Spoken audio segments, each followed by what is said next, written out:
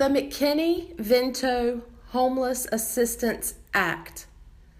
This section provides a brief overview of the McKinney-Vento Homeless Assistance Act and its definition of homelessness as used in early childhood settings.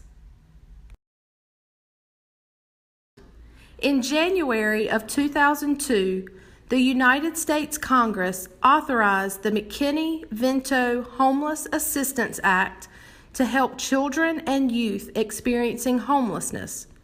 The federal law includes the Education of Homeless Children and Youth program that entitles children who lack a fixed, regular, and adequate nighttime residence to a free, appropriate education and requires schools to remove barriers to their enrollment. Examples of living situations that may qualify under the McKinney-Vento Act include, but are not limited to, living with a friend, relative, or other person because of a loss of housing, staying in a motel or hotel because of a loss of housing or fleeing domestic violence, living in an emergency shelter, transitional housing, or a domestic violence shelter, living in a car, park, or public place, an abandoned building or bus station, living temporarily in substandard housing, living in a campground or an inadequate trailer home, or living in a runaway or homeless youth shelter.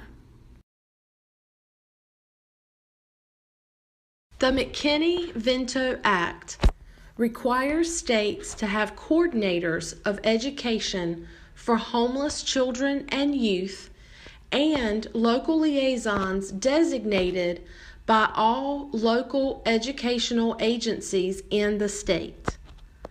Early care and education programs receiving child care subsidy reference the McKinney-Vento Act for a legal definition of the term homeless.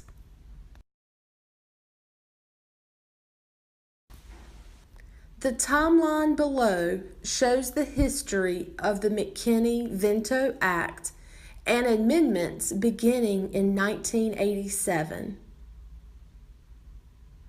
In 1987, the Stuart B. McKinney Homeless Assistance Act was signed into law. In 1994, preschool services were added with requirements for greater parental input and emphasizing interagency collaboration, and as part of the No Child Left Behind Act of 2001, local educational agencies were required to designate a liaison to support students experiencing homelessness in grades K through 12.